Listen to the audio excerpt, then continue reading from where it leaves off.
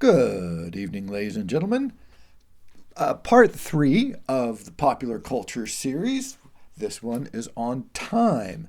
Now, the fascinating thing about time from a philosophical perspective is that it's one of the most sort of subjective and vexed concepts that we have.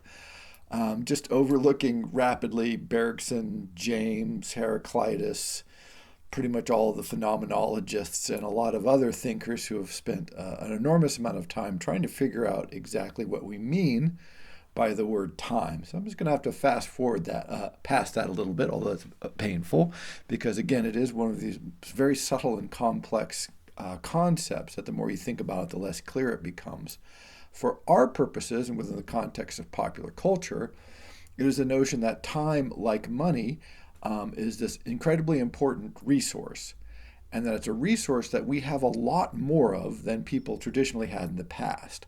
And many aspects of our popular cultural society and the way popular culture is structured and delivered and the way it impacts us is due to the fact that we have so much more time in general than people have had in the past. So hopefully you've done your time studies, and we'll talk about that a little bit more in just a bit. But this is the concept. It is the mix of time and money, and then of course freedom, that gives us the framework on which so much of our popular cultural elements are built. So time. Now, one of the important things to remember about time is that from a historical perspective, we have a lot more time than people ever had. And this is simply because, one, we live longer. Now, again, this is one of those subtle and complex issues, but not that hard. If you do a quick perusal of how long people used to live in the past, and you generally come up with these charts that show, like, prehistoric time 26, ancient world, 36, a little 17th century, maybe 45. You'll get these kinds of ranges. This is somewhat misleading. It's not inaccurate. It just can be misleading because what happens is, basically anything before 1900, childhood mortality was off the charts. And so your chances of living out of childhood were slim. Lots of childhood diseases, lots of accidents, you're more subject to starvation. All these sorts of things really affected children, particularly when we started agglomerating ourselves into cities and diseases became more prevalent. So if you take people who lived past the childhood mortality, right, 12, 13, 14, wherever the cutoff is, then what happens is the average life expectancy goes up considerably beyond what you'll see if you just look that number up on a first pass. So I just want to make it clear that it can be somewhat misleading. Again, it's not that that number is inaccurate. It's simply that it's just saying if you're born, what's your life expectancy? Even say 35. Well, that's because, maybe 30% of the population died before they were 10 or 12. So if you make it till 12, how long will you live? Now that number jumps up, but it doesn't jump up that awful much. It maybe jumps up to say 45. And of course, this is variable throughout human history.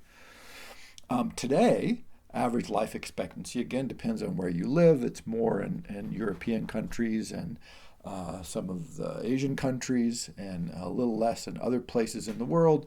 But you're probably looking at around, say, just a median of 75, just to take a target date there.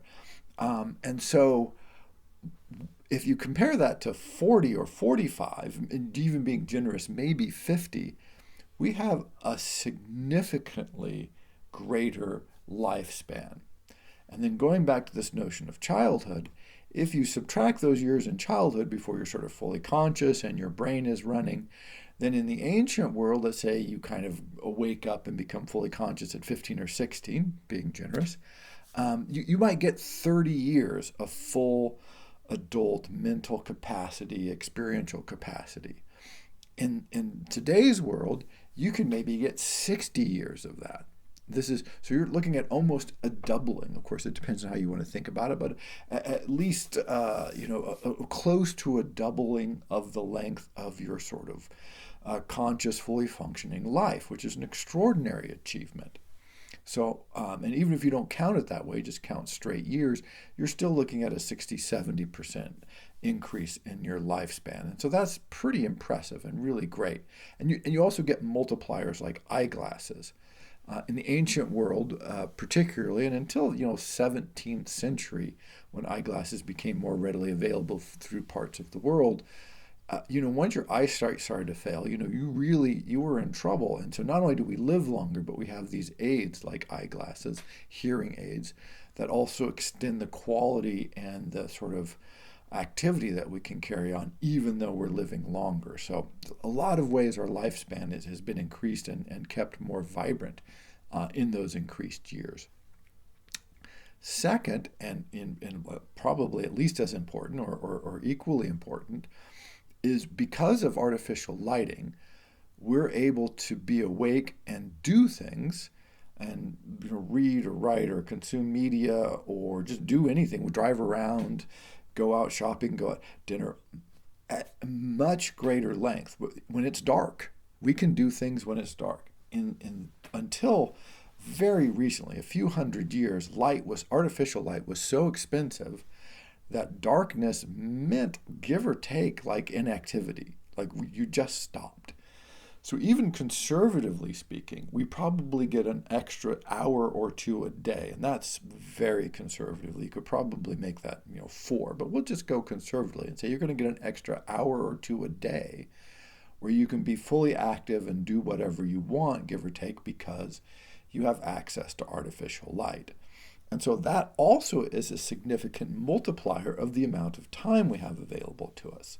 So we live longer, we have a bunch more time, and we be more active because we have access to artificial light, so we have a bunch more time. And this is why everybody wanders around saying, my goodness, I feel like I have so much time, I don't have any idea what to do with it. Something you almost never hear, right? Like this is not what we say. As a culture, as individuals, generally speaking, people do not wander around saying, oh my goodness, I feel like I have so much time available, I don't know what to do, oh my goodness. And there's a very compelling reason for this. So it's not, again, remember that we do have more time available. However, time, obviously, highly subjective. By highly, I mean wow, very highly subjective. And so our sense of time and our sense of the time that we have available to us it is a response to the inputs that we have, the way we've been trained up by our society, the expectations we have, our psychological state, so many incredible variables that our subjective sense of time probably has, just really doesn't have that much to do with the fact that, wow, look, we can write down that we have more time than people have ever had, but we just feel stressed and overwhelmed almost at every moment. So hopefully you did your time surveys and you kept your diary of time. And so you can look at it and see, and this of course will vary from person to person. I wish I could have you all here in front of me and we could go through this in detail. But what most people discover is that if they really wanted to, they could free up considerable amounts of time. They have, like the notion of having excess money, that we have money that we can choose how to dispose. Most people really do have a significant amount of excess time that they can choose what they want to do with. They can decide how they want to allocate that time. One of the things, not the only thing, one of the things that causes us stress is that we live in a culture that has been shaped by the forces of popular culture, which tell us and necessitates a continual attempt to draw on that. And so when people talk about the attention economy, what they mean is, if I can get your attention, that's what I probably need to do to get some of your money. And so if I'm a movie company, for instance, and I want to make money with my movie, I need to A, get your attention to make you think you want to watch that movie. Then I need to convince you to go to the movie theater and buy a ticket, and then for you to sit in the theater. That is a pretty big lift. And so I need to aggressively try and attract your attention as often as I can. So this is where I go back to the Disney example that I started with. The magic of Disney is they they create these environments where, particularly young children, and you're continuously bathed. Like, oh, here's a little moment. Oh, here's a little moment. Oh, here's a little moment. Here's a little Disney. Here's a little Disney. Here's a little Disney. Here's a little, and that just constant pecking, right? Reminds you and reminds you and reminds you, oh, that you want to go to Disney World. You want to go to Disneyland. You want to go to Disney World. You want to see a Disney film. You want to, right? Constant repetition, constant reminder. And every time that happens, you have a little bit of your time taken, a little bit of your attention taken. And you multiply that times, basically every corporation in the United States that's trying to advertise in that media space, and pretty soon what you realize is it's like this sort of invisible tax that is there, that's running all of the time, that we tend not to think about because we're just used to it and we're immersed in it. And one of the things that people tend to respond to when they're taken out of that environment, like you go out hiking, or if you go out sailing, or if you go out in the desert, someplace where all of these media inputs are taken away, often you all of a sudden have this sense of, oh my gosh, I have so much time. All of a sudden, if often usually happens to me when I go hiking, is, I'll be in my tent, I'm all tired, and I go to sleep. And I wake up in the morning and I think, oh, I'm just going to lay in bed. I don't have anything to do really. So I loll around. Then I get up and I go outside, and it'll be like 6 in the morning because the sun's up, and that tends to wake you up. And so then you're like, okay. And so you kind of make breakfast and mess around, eat something, and then wander about. And the day just seems to go on forever, particularly if you don't schedule. This is why a lot of people, when they hike, they schedule these ridiculous, they have these tight schedules that they're on. I'm like, no, this is the whole point of not hiking, is to not have that schedule. And so people try and fill that by, go, oh, every day we have to do 20 miles. And, so bang, bang, they make all these little deadlines, and we have to have lunch here, and we have to have break there, and we have to set up camp here, and, chick, chick, chick, chick, chick. And so they just create the pattern that they had before, and they take it to the mountains. But if you avoid doing that and just go, I'm just going to wander about, maybe travel a little bit, maybe not as the mood takes me, pretty soon what you find is like, oh my gosh, I have all this time. I don't know what to do with it. I'm just overwhelmed with time. It's just the day will not end. You can't kill the day. It just won't stop. It's this crazy feeling. And it's like, but notice, that feeling has changed. The amount of time has not changed, right? If you put a clock on your day when you're working at the office or going to school or going about running all your errands, and you put a clock when you sit in the mountains, they run theoretically at the same speed. But subjectively, of course, this is not what we experience at all.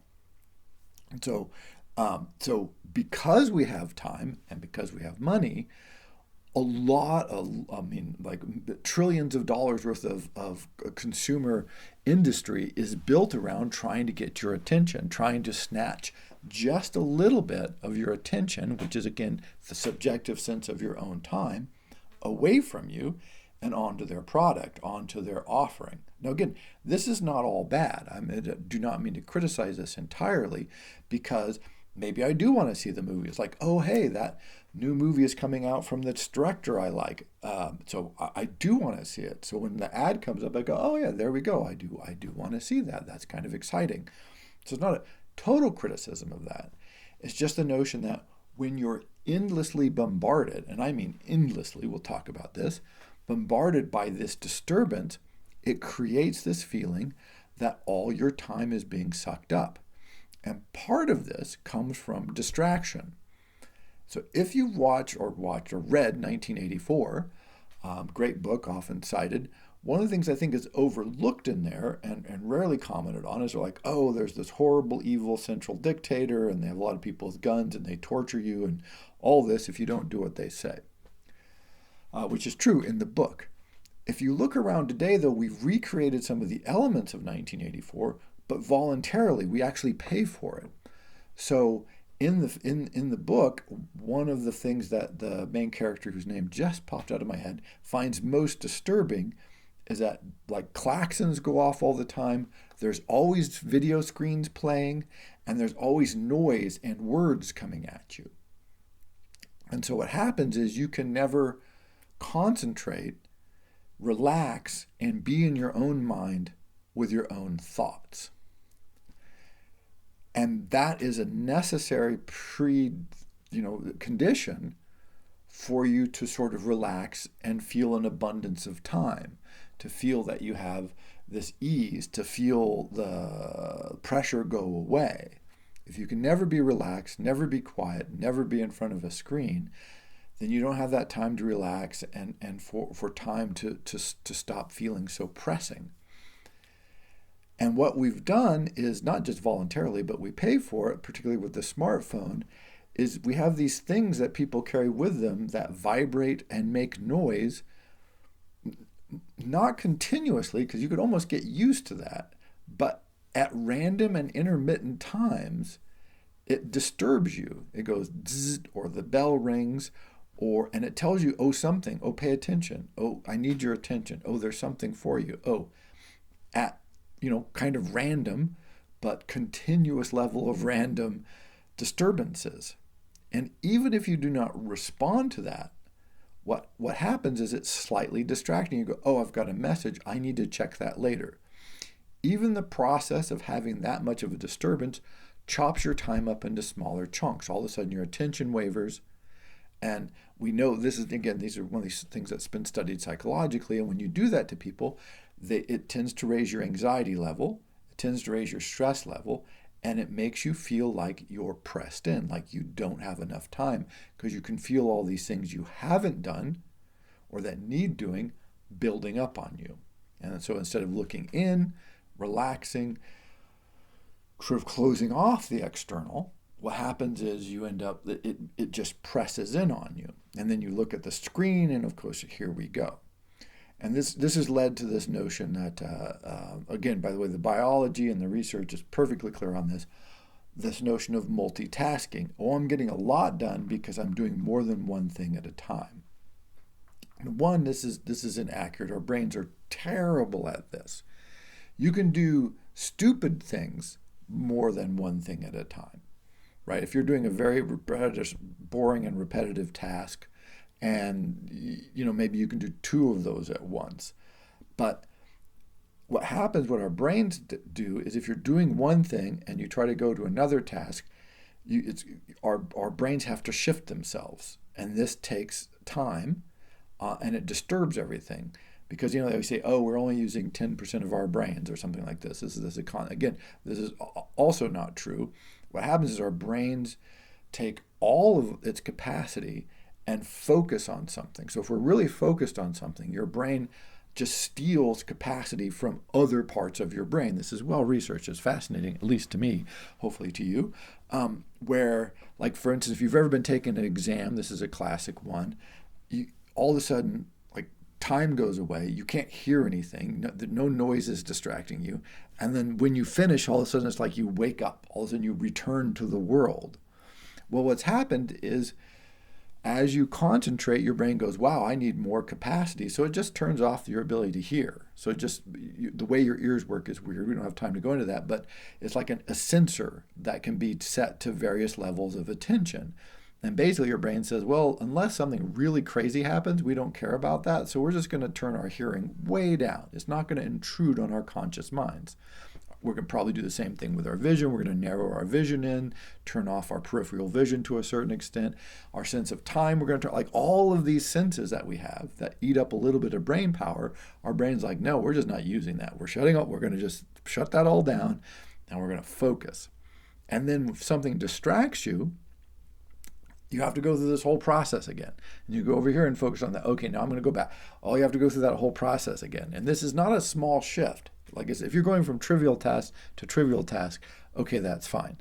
But if you're trying to do something for real, if you're really trying to concentrate, it's absolutely destructive. And what it really is destructive of is our sense of time. It throws our sense of time off completely.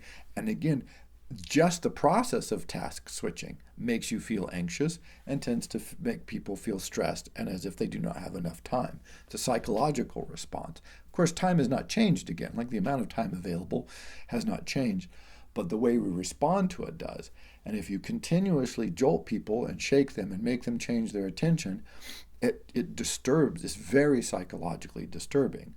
Unfortunately, we live in a world where companies with trillions of dollars at stake need to do that to you because they're desperately competing with the other companies, trying to get a little bit of your attention, because it is your attention that allows them to change your behavior, attract your dollars to get you to do an activity that you wouldn't do otherwise. And again, we know this, right? This is not like a big revelation, but I think it's very little reflected on what kind of psychological stress this places on us as individuals, because we're continuously bombarded with messages, attention-grabbing things that disturb the way we think, interrupt our capacity to think, and rob us of a sense of sort of time well-being, if you want to think about it that way, a sense that you have time, that you can relax, that you're not being overwhelmed by all of these messages. And of course, this will be variable from individual, depends on where you are, how you spend your time, what you do. You can look at your time diaries and look at this. But one thing I would suggest people can do as an experiment, and one we'll run in much more detail later in this series, is, if you look at your time diary, you might say, oh, can I pick a time every day where I have, basically no screens. My phone's not around. It's not even near me. I don't have any other screens around. And I can just spend time concentrating on one thing, whatever that is. It could be work. You could just I'm just going to concentrate on work. In fact, one of the things that people report back for work satisfaction is not so much that they're doing something great or meaningful, although that tends to be helpful, but that they can do concentrated work that they feel good about the actual process of doing it. And if you're constantly distracted and having to phase shift all the time, you tend not to feel that good about your work. If you can focus on what you're doing, have a defined thing, and just do that, you tend to feel better. Like, okay, I did something. I concentrated, I achieved something, or I tried to achieve something. Yay. If you're constantly distracted and having to go from thing to thing to thing to thing to thing, it tends to remove any sense of accomplishment or of actual valuable contribution. Even if you are making a valuable contribution, it tends to reduce that. Again, psychological tricks of the way we perceive time and how we're using our time. And so, take a little concentrated time just to do whatever thing, or not do anything, right? Sort of meditative, or not do or do, up to you. But as just an interesting experiment in the psychology of time and how you perceive time. And if you pay attention to that, you're like, oh, it has a very different feel, has a very different taste, I guess, if you will. I don't know exactly. Again, this is why phenomenology exists as a philosophical psychological field, is because it's one of these profound influences on our lives that we tend not to think about. So, time, and we all know this, right? None of this is very revelatory, but hopefully your diary showed that to you. What's shocking to me is that by far, besides work, the number one or school, if you're younger you tend to be school, older you tend to do work, but the number one activity by far is watching TV. Television is, in the United States, it's over 3 hours a day on average. If you're young, you tend to watch a little less TV, but you tend to have more screen time of other kinds, generally with your phone. If you're old, if you're over 60, you have some crazy 4 hours and 50 minutes a day of TV time, which is sort of why do we want to live longer if it's just to watch TV? It's sort of one of the, really, this is what we're trying to achieve. But okay, people have their lives; they can choose for themselves, I guess. And this way of spending our time is by far, again, the single most popular activity undertaken by people in the United States. European countries tend to be a little less, but they tend to still be up there 2+ hours. Other parts of the world, highly variable depending on how much access they have to media and so on. But you're still talking about 20+ hours a week, up to the United States can be up to 28 to 30 hours a week of watching television. And so when we talk about popular culture and people go, oh, it's not that big of a deal, this and that, wow. When you think that this cultural medium, this cultural industry has managed to create an environment where for most of the population. Of course, there are exceptions. Like I mentioned at the beginning of this series, I'm a terrible person to present this series in one way because I just never watch TV. I haven't watched TV for decades and decades, haven't had a TV for decades and decades, so I don't, it's just not something I do. And so when I see these statistics, it just blows my mind. How could someone spend 25, 30 hours a week or more watching TV? But that's fine. That's what people want to do. But it does highlight how incredibly influential as a medium television is, and as a distributor of popular culture. This is really the core nexus. Everything flows out of that. And people talk about, oh, now we're in a streaming world, so on and so forth. If you look at the time and the time distribution, except for young people, that would be the exception, whose habits have moved off of television and more onto the streaming services, it's still massively, massively influential. And so when you look at how you use your time, one thing to ask yourself is to say, is that how, are these the areas where I do want to spend my time? If I said to myself, what would be an ideal day? What would an ideal day look like? And I think it was Marx who talked about he wanted to work in the morning, fish in the afternoon, and study at night, right? This was his ideal day, and he thought the ideal day for people in general. And I thought, what a great structure that could be. What would your ideal day look like? Granted, also notice we need to sleep, right? We need to eat. We need to work, probably help. Some people need to work and support this. Probably how much do you need to work, right? This is one of those questions that should come up. And so you go, if you start thinking about this and then make a list of how you would like to spend your time versus how you actually are spending your time, you'll find often these might be highly divergent, or maybe not. Maybe they're less divergent than you might think they are. You can discover both sides. For my students in the past, what they've generally found is that they are highly divergent, that how they would prefer to spend their time or what they think they want to be doing does not track very well onto what they find that they're actually doing, even though they often discover that they have more free time than they might think otherwise that they do. So one way to ponder this is to go, okay, what are the messages that we get? So again, this is the relentless messages. If you're a student and you're in school, you should be studying. You should be in class. When you're done in class, you should be studying. When you're not studying, you should do something fun to relax. Great. What does our society tell us are fun, relaxing things? And the number one message that we get absolutely relentlessly is watching TV, watching movies, streaming Netflix is fun and relaxing. You should do that with your friends.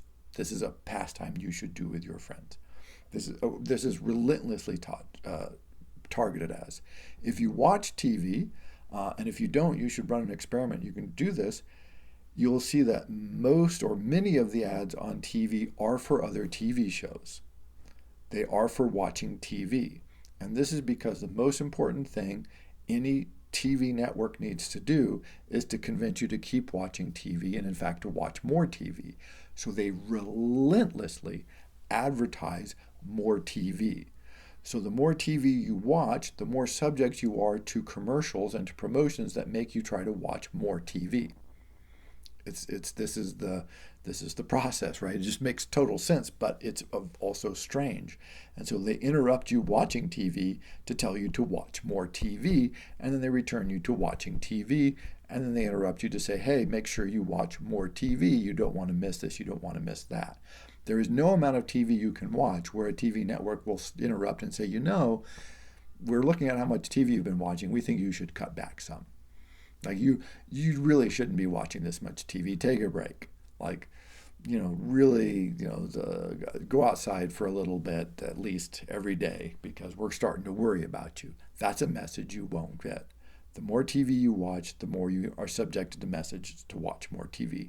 And this is consistent in all kinds of places. If you play video games, the video games will advertise other video games plus other expansion packs on those video games because they want you to play more video games. So whatever you're doing, there tends to be this built-in cultural bias towards trying to get you to do more of that.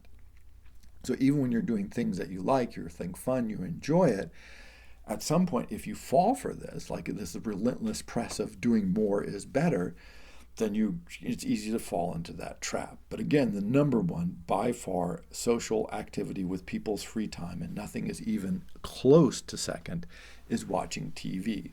And in fact, in the United States, the average work week is only slightly longer than the average amount of television that is viewed, which is sort of an extraordinary achievement in and of itself.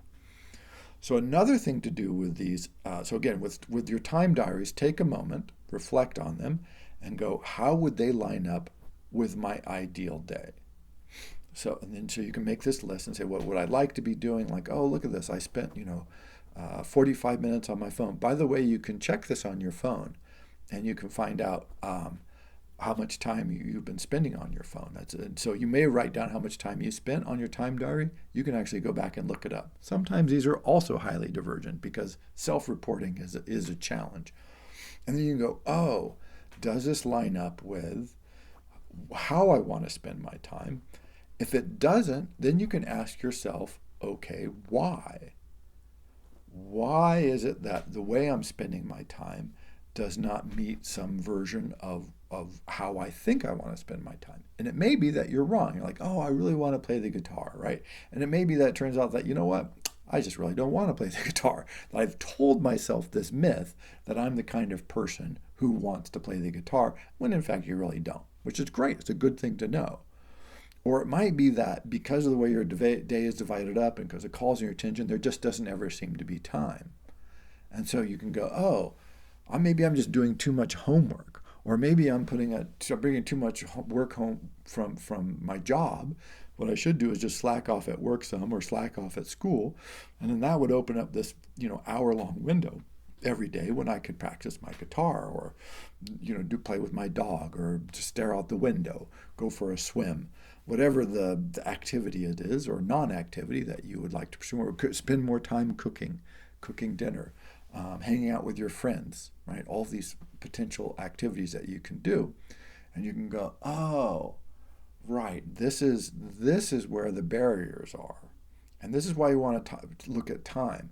What's funny to me is there's lots and lots of programs and YouTube videos and books and about budgeting your money. And everyone says, oh, your money is so important. You got to budget, you got to plan, you got to save. And then, the 97 different ways to do this, of course, which suggests we don't know how to do it at all. But rarely do I see this with people's time. There is some of this, but it tends to all be very businessy. It tends to be built around how to schedule your day to be most successful. How to, you get up at 4 a.m. and then you get the jump on all the other suckers or all this kind of crap that you'll see out there. But rather than saying that, to say, okay, what if I want to use my time in ways that fill me with a sense of well-being? Maybe sleeping in till 10 makes me feel really good. Try that out, right? Run that experiment and see if it makes you feel good. Maybe having more time to play the guitar makes me feel really good, or just making extra time to play with my kids. Or, I just want to hang out with my friends. If I hang out with my friends every day for about an hour, I just feel really good and life is better. And so what would a schedule or a time usage, if we think of it just the way we think of money, how could I quote unquote budget that? Although I kind of hate using money terms for anything, but let's just go with it. Budget my time so that I am actually feeling healthy. So I do feel like I'm thriving. What are the good ways to use my time? And what I found, at least from my experience and with talking with my students over the years, this is a question that almost never gets asked. The questions that get asked are like, you need to do these things, so you have to schedule to get this stuff done. But the stuff that needs to get done, well, when you're in school, somebody at school is telling you what to do. You're not saying what to do. Someone at school is telling you. When you get on a job, it tends to be other people telling you what you should get done. And then you're trying to schedule against all of these forces that are outside of you. And then on top of that layer, you have this entire massive multi-trillion-dollar cultural industry that uses psychologists and very smart people and all kinds of marketing techniques and modern technology to try and get you to use your time all kinds of ways. What rarely happens, at least again in my experience, is to ask this very simple question that I just asked, like, what would be a good way for you to use your time so that you feel good, so that you feel like you're thriving, so that you feel like you have a sense of abundance, or whatever it is that you want, so that your usage of your time and how you deploy it makes sense to you, not to school, not to your job, not to the whatever responsibilities that we feel. Of course, this is always going to be a bit of a kludge because our world, you may have noticed, is imperfect and we have lots of demands and so on and so forth. But I think just asking the question and reflecting on that, particularly now that you should have a time diary that lets you know, like, hey, here's where my time's going. Do I think that's where it should go? If not, why is it going there? How could I make change? How could I intervene on this? Because as I mentioned at the very beginning, it takes three things to make our popular culture possible. And all of those are spectacular, great, wonderful things. And we forget this. We have to have extra resources, which hopefully our budgets demonstrate that we have at least a little bit, which makes us rare in human history. We have to have extra time, because if we don't have extra time, then even if we have money, we could probably spend it, but we're hard to get to. It's not going to work very well. But we do have extra time, free time, and then we have to be allowed to make those choices. And that is really, I was just reading a book on the collapse of the Soviet Union, and one of the things they pointed out, what was frustrating for Soviet citizens was that they tended to have a lot of money and no consumer goods. So it's a weird world that we can't imagine, right? Because that's the opposite of where we tend to feel like we are, is we have all the consumer goods we could ever possibly want, hello Amazon, but we don't have enough money to buy all those consumer goods. Well, they lived in the opposite world where they had lots and lots of money, but they didn't produce a lot of consumer goods. And so, so that it wouldn't be good to advertise towards the Soviet consumer, because there's no point in that. Because A, you can't produce enough of what you have already, so you don't need to advertise it. Demand far outstrips supply, so you don't need to advertise it. And if they could buy it, they would, but they can't, so they don't have the freedom. The constraint is there. So, we don't think in those terms, but that is an actual possible world in which you could inhabit, but we don't inhabit that one. And the fact that we don't has this incredible effect on the world that we do inhabit, and structures it so that our wealth of time, our wealth of financial resources relative to anything that has existed historically, and our freedom to choose creates this world in which trillions of dollars are spent trying to grab our time. So the goodness, it's available, generates the badness. Wow, this constant chiseling away at forces beyond our control to try to snatch our time from us. And a final note on this, because we do have the time and we do have a certain amount of freedom, we can change, and we do. And this is what terrifies. I mean, in some ways, I'm slightly sympathetic, but not really, towards these companies, because consumer behavior will change dramatically overnight. Like all of a sudden, people have started cutting off their satellite and cable subscriptions. They're dropping, and that is a big change. And if you're a satellite or a cable provider, you're like, oh my gosh, and that's TV, so this is core consumer stuff. Like, oh my God, what's happening? That's a big change. Millions of people have done this. Or just a completely different example is pickleball. Where the hell did that come from? All of a sudden, everybody's playing pickleball. 10 years ago, no one's ever heard of this. 10 years later, it's everywhere all of a sudden. So all the people who are playing pickleball, which is apparently a lot, are not doing something else. So they stopped doing something and they started doing something else at a pretty fair rate of that transformation in just a couple of years. It seems like this came from nowhere. And these fads and whereas rollerblading, which came and left, I have no idea, where did the rollerblades go? They were around for a while and then they weren't, right? Like these industries just come and go. They pop up, people do stuff for a while, then they get tired of it and they do something else. Chess is having a moment. Lots of people are playing chess all of a sudden. I have no idea why. I've played chess on and off for my whole life, but all of a sudden everyone's interested in chess. I was like, well, that's cool. But probably in a couple of years, lots of people will stop being interested in chess. Then they'll move on to something else. And so there's these big swings of behavioral patterns take place, and they're not in control of the companies. And so it's just, right, so the companies are constantly nervous, like, oh my goodness, we don't know what's going to happen next. So they take all these steps to try and prevent us from shifting our behaviors. This is why subscriptions are so popular, by the way. I only need to get your attention one time, and then once you subscribe, I don't care. In fact, I want you to forget I exist, and then you'll just keep going on paying. Whereas if you have to remember to pay for something over and over again, it's no good. This is no good. And plus, you might decide you no longer desire that thing, but once you have your subscription, you kind of don't have a choice, right? Whether you want it or not, you're going to have to pay for it. So this is why subscription is such a hot thing these days. But consumer behavior is hugely changeable. We are dynamic. We can change what we do, and we do. And so taking an opportunity and giving yourself a moment to reflect on this, it will sort of, I think, change perhaps potentially how you think about both your time usage, what people around you are doing, and why the industry is kind of shaped the way it is. So homework for next time. So now we've done money. So step 1 is money. Step 2 is time, trying to understand time.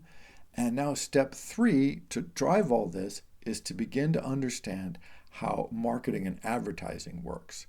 So what I'd like you to do is collect examples of some of your favorite ads, like, I don't know, ads that you see, an ad you see somewhere, something that seems preposterous or crazy or makes no sense, or you think is great, that just jumps out at you over the next week or so until I get around to doing the next one. I'm trying to do these every week, but I'm a bit peripatetic these days. So I'm speaking of time, my time is kind of jumbled up, which is something I don't like very much, but there you have it.